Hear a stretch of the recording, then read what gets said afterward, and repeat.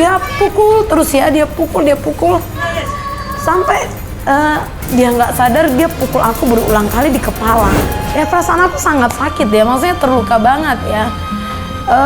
Aku pikir sih begini, Tuhan kalau memang seperti ini terus, lebih bagus dia Tuhan matiin aja aku gitu. Aku juga nggak mau di dunia ini. Papa itu seperti setan.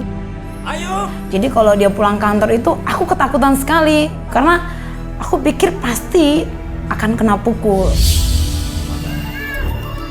Itu mainan aku sebenarnya. Terus kakak aku rebutin gitu. Terus dia tarik, aku nangis dong. Papa dengar Kak, aku nangis. Dia langsung datang nyamperin kita. Terus dia nangis, dia bilang begitu. Dia jambak rambut kita, dia gotong gitu ya, jambak. Terus dia masukin ke kamar, dia lempar kamu gitu aja. Lalu pintu ini dikunci gitu. Tanpa belas kasihan, perbuatan biadab pun siap dilakukan ayahnya.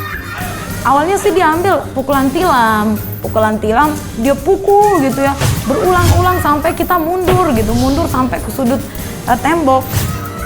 Tapi papa ini terus pukul tampan tintinya. Aku nggak tahan, akhirnya aku meronta juga. Jeritan anaknya tak dihiraukan. Seperti kesetanan, sang ayah terus melanjutkan perbuatan gilanya. Dia ambil kopelnya gitu, kopel yang besinya di tengah yang besar itu ya. Dia pukul terus ya, dia pukul sampai dia nggak sadar, dia pukul aku berulang kali di kepala. Dan itu darah itu mengalir terus gitu ya, mengalir. Terus kakakku teriak, adikku meninggal gitu. Aku nggak bisa nangis lagi, maksudnya nggak bisa teriak lagi, ampun Pak, ampun. Aku hanya diam aja. Mama itu gedur-gedur pintu dan mama itu masih yang mertua. Dia gedur, buka, anakku meninggal, dia gedur terus pintu. Tapi papa nggak buka pintu ini gitu. Sampai dia sudah merasa puas, akhirnya dia hentiin. Pak! Saya kaget melihat sisiri kepalanya sudah berdarah-darah. Yang dapat saya lakukan hanya memeluk dia lah, mengasihi dia. Mama langsung gendong aku, terus papa bilang gini, kalau kau bawa ke rumah sakit, saya akan bunuh kau gitu ya. Jangan bawa ini ke rumah sakit. Jadi itu di kepala aku itu hanya dikasih minyak tanah, disiram minyak tanah, itu aja. Terus dibalut pakai kapas gitu ya, di darahnya itu di stopin gitu ya. Terus dicampur spiritus ya, spiritus itu. Nah, aku sih diam aja. Aku orangnya nggak suka berontak ya, tapi itu tertanam di hati aku gitu. Dan buat aku itu maksudnya nggak sayang banget lah sama papaku. Dia tuh nggak apa-apa banget gitu, dan aku nggak suka banget sama dia. Ya perasaan aku sangat sakit ya, maksudnya terluka banget ya. Aku pikir sih begini, Tuhan kalau memang seperti ini terus, lebih bagus dia Tuhan matiin aja aku gitu. Aku juga nggak mau di dunia ini. Api kebencian itu semakin membara ketika sang ayah kembali melakukan perbuatan sadisnya. Waktu itu saya kasih biskuit sama si Dewi. Terus habis biskuitnya ini. Terus dia merengek, datang bapaknya nanya sama si Dewi. Awalnya si papa bilang begini, kamu mau apa gitu ya. Tapi sambil dia apa-apain gitu, maksudnya pundaknya digini-giniin gitu. Pokoknya makin nangis dong gitu ya, karena kan masih kecil. Papa nggak tahan, dia langsung angkat itu adik aku, dia tarik dari tangan mama gitu. Aku lihat, dia tarik terus langsung dia jepurin ke kolam ikan lele itu. Nuraninya mati, akal sehatnya hilang. Sang ayah semakin beringas, nyawa adiknya pun siap menjadi taruhan. Papa lihat kepalanya masih agak nongol. Nah, saking sadisnya itu, dia kepalanya itu. Dia tekan itu ada beberapa menit gitu. Kalau bisa aku selamatin adekku, aku selamatin. Bahkan kalau bisa aku aja yang diperlakukan begitu gitu, maksudnya bagusan aku aja deh yang dibunuh, itu ganti adik aku, itu perasaan aku. Dan karena aku tahu pasti aku nggak bisa nolong adik aku. Setelah rontaan ini selesai, tangannya nggak bergerak lagi, baru dia lepaskan. Tidak puas sampai di situ, ibunya pun siap menjadi mangsa berikutnya. Setibanya dia di rumah, dia nanyakan uang sama saya. Kemana kau bikin semua uang? Terus saya bilang, ya uang yang udah habis saya bagi-bagi untuk anak sekolah, untuk ini, ya untuk makan di rumah. Tapi dia tidak peduli, dia tidak percaya. Diambilnya keluar sama saya, terus mau ditancapkan sama saya, ya dengan saya takut, saya lari dari rumah, kabur saya dari rumah, saya tinggalkan mereka dengan anak-anak. Tidak bisa melampiaskan semua amarahnya pada sang istri. Hidup anak-anaknya pun berada di ujung maut. Jadi kita itu semua disuruh berderet-deret di lantai sesuai dengan usia. Dia sambil tertawa loh, sambil tertawa. Sambil itu kelewang itu diayun-ayunkan begitu. Itu kelewang sangat tajam banget gitu ya. Dia tertawa kayak orang gila. Kalau mama kalian tidak pulang, Kalau mama mau nggak pulang, saya hitung sampai 3, saya akan penggal kepala kalian semua. Saya bilang, Tuhan, udah mati deh. Itu kerasa udah di leher gitu.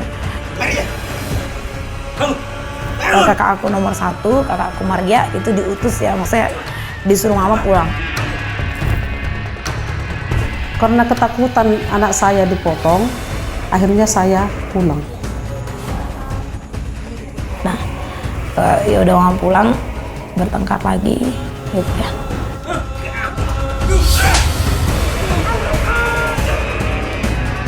Luka yang telah tergores di hatinya terus Ayu bawa sampai ia beranjak remaja.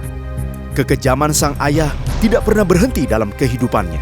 Papa kan minta pisau, dia mau motong sesuatu gitu ya. Yosi, mana pisaunya gitu ya. Terus adik aku lama kasih pisau.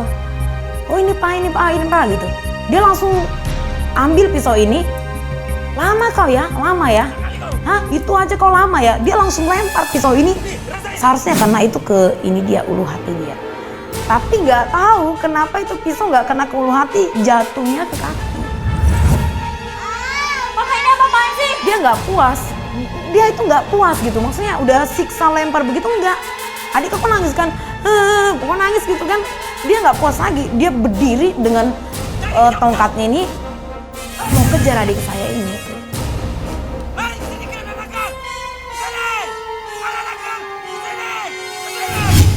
Dan adik aku ini aku gendong dong, karena dia nggak bisa jalan lagi. Aku gendong, jadi kita keliling-keliling gitu. Dia kejar kita.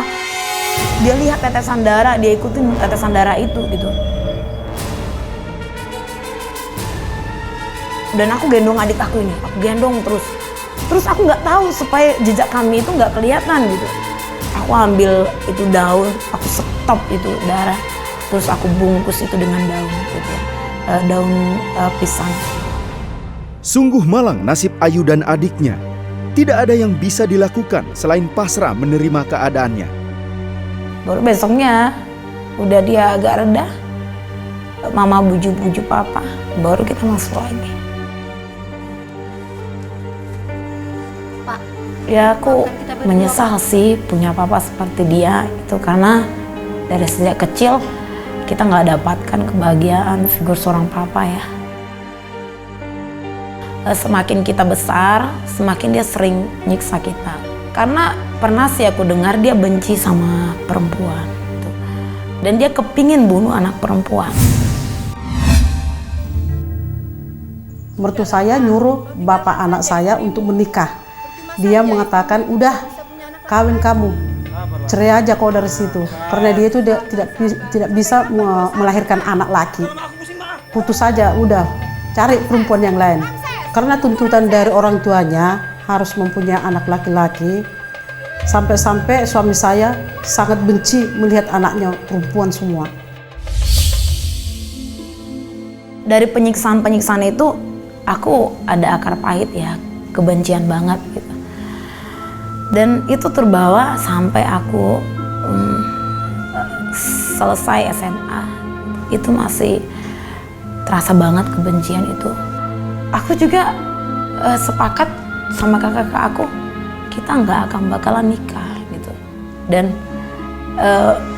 kita benci banget sama cowok. Kebencian itu semakin mengakar dan bertumbuh di hati Ayu. Bahkan kematian sang ayah pun tidaklah mampu menghapus bayang-bayang kekejaman ayahnya. Kebencian aku itu semakin dalam ya. Dan aku pokoknya nggak bisa ngampuni papa. Walaupun dia sudah meninggal, aku tetap mengingat kesalahan-kesalahan dia. Aku tetap mengingat penyiksaan yang aku terima gitu. Dan aku pokoknya benci sekali sama dia. Bahkan sampai, aku kan udah bilang kalau sampai papa aku meninggal aja, aku itu nggak menangis. Aku nggak menangis karena aku mengeraskan hati aku gitu. Aku pikir itu pantas dia terima. Hidupnya semakin terpuruk dalam kebencian yang terus menyiksanya. Di tengah penderitaannya, Ayu mengikuti sebuah ibadah. Di sanalah hatinya mulai menangis. Nah aku ke depan, kita itu sujud. Aku bilang sama Tuhan, Tuhan ampunilah aku gitu, ampuni aku Tuhan. Aku nggak mau benci, sebenarnya aku nggak mau benci, tapi ini nggak bisa hilang Tuhan gitu, ini nggak bisa hilang. Tuhan tolong aku gitu. Tapi itu kayak seperti ada batu di hati aku, dan itu batu itu nggak bisa diangkat gitu. Orang nggak tahu apa yang aku rasakan gitu. Aku menjerit, Tuhan tolong aku mau dipakai Tuhan tolong gitu ya. Aku mau dipulihkan, aku nggak mau benci sama papaku, aku nggak mau gitu. Tapi itu ada ingatan, ada kayak flashback begitu. Ingat masa lalu, pukulan-pukulan papa, penyiksaan, maki-makian dia gitu ya. Semakin aku bilang Tuhan tolong, itu semakin diingatkan. Akhirnya aku menjerit, Tuhan tolong aku nggak sanggup Tuhan. Aku menyerah, jelas aku menyerah di situ. Di saat ketidakberdayaannya itu, tiba-tiba Ayu merasakan sebuah kehangatan yang luar biasa. Ada pelukan kasih sayang. Aku yakin itu Yesus. Yesus mau meluk aku gitu ya. Dan membuat rasanya hangat sekali gitu. Hangat dan kebencian, batu kebencian itu lepas begitu aja. Dan Yesus itu sepertinya membisikkan ke telinga aku mengasihimu. Aku Bapa. Aku mengganti Bapamu yang di dunia. Kamu pasti akan merasakan kasih seorang Papa yang tidak pernah kamu rasakan. Dan aku Bapa. Panggil aku Bapa. Panggil aku Bapa. Goresan luka yang disimpannya selama bertahun-tahun telah terobati. Ayu pun berani mengambil langkah penting dalam hidupnya. Aku bisa mengampuni Papa karena Yesus ya. Yesus menyayangi aku. Itu membuat hatiku terasa senang sekali gitu. Bahwa aku ini spesial banget di mata dia. Dan itu semua karena Yesus. Kalau bisa diulang, Papa aku masih hidup, mungkin aku akan datang sama dia. Bilang, maafkan aku ya Pak, mungkin aku cuek. Walaupun aku gak berontak, tapi aku cuek sama kamu. Maafkan aku ya Pak. Aku gak bisa ngomong kata-kata yang muluk-muluk, tapi aku mau bilang, Tuhan, aku sayang banget sama Tuhan. Aku cinta sama Tuhan.